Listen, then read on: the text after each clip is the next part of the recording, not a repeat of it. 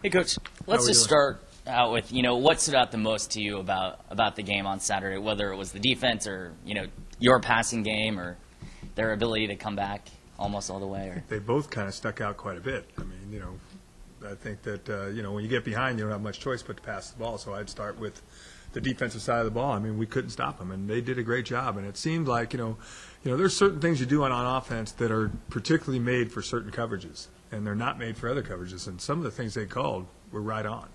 And whether they had an opportunity to know exactly what we were doing by somebody's alignment or signals or whatever, they didn't make a lot of mistakes. And we didn't play the coverages exactly the way they're supposed to be played either, but they did a good job of executing the offense, and the quarterback played a tremendous game. And I think the thing that probably impressed me the most was how comfortable he was playing, because we saw him be not so comfortable in a couple of other games on film. So I think their offense stood out, to be honest with you, as far as how they executed for the first three quarters. A lot of the fans saw Dominique Johnson have a huge game, and they're, just so impressed with him. Just kind of talk about the game he had and your thoughts on it. Well, I think he's showing some flashes as the years progressed, and I think he's healthier, which is good. I know his shoulder feels better, even though we try to protect him and take him out of situations where he's going to have to do a lot of physical blocking and not as much finesse blocking. But, he's a 6'3", 215-pound guy that runs pretty good. But the thing that impresses me the most is, number one, his body control, and secondly, his hands.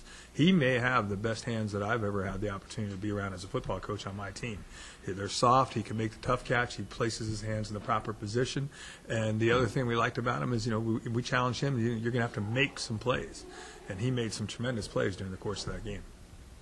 So, you wrap up the season this weekend on the road. We all know the road hasn't been the best place for you guys. Just kind of talk about what your message is to the team this week as far as ending on a good note, getting a win on the road, all that stuff. Probably all of the above. I'm kind of with you. I mean, it's not a fun situation. I've talked about it before, but really, when you break it all down, there's games. You play 11 of them for sure, and you better cherish the opportunity to play all 11 games. And I think that the challenge be to the players is, it's an opportunity for you to show what the game means to you as an individual. And I think that hopefully that'll be a good enough message. We're talking a little bit about, what Weaver did last year to the bubble burst here in San Luis. Maybe we can burst their playoff bubble by going up there and playing well in 2009.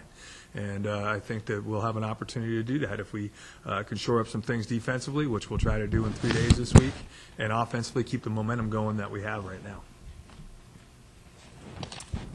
Hey, Coach. Tony threw for over 400 yards, 38 passing attempts. I know a lot of that was, second half comeback as you were trying to come back. A lot of people may have said, hey, where was that all season long? Was it just a matter of the elements just kind of came into alignment there in that game, or was it, hey, you guys may have found something with the passing? Well, we didn't run anything differently. We didn't run any routes that we hadn't run this year. But the opportunity to have to run, we didn't have much choice in that game. I mean, we were down by a number of points early in the third quarter. So we had to make some choices, and the choices was we were going to be able to throw it. But we still had a 12-play, 93-yard drive or something like that. I think it was a real good drive that got us to within 8 points. And I think all those things go into play to being good. I think that we threatened them enough with the run game where they respected that, especially even on first and second downs as the game wore on. And it allowed us to get them into some coverage things that were good. And the other thing I think we gained confidence in, we were able to protect the quarterback. And, everybody thinks, well, Dominique, he played a great game. I'm not going to take it away from him. Tony played a pretty good game too. But in reality, for the most part, he was able to throw the football and not have the pressure that maybe he's had throughout the course of the year. So he had it at times and made some plays. I'll give Tony a couple. He threw some balls too that he was under some duress. But I think out of the 38 throws, he had comfortable time to throw the ball. I think we counted 29 times. And for us, that's better percentage-wise than maybe it was. So I think it all goes into it. If you're able to protect the quarterback, if you're able to threaten the defense with the run game, even though we didn't make it a priority in the second half, and if you have a guy that's out there making plays and the quarterback's delivering the ball, it all goes together. And I think in the second half, we got on a roll and we got the momentum back from them and probably looked like a pretty efficient offense and the way we would like to look week in and week out. How do you come out of a game like that? I mean, you were getting, arguably blown out, 50-28, I think, at one point.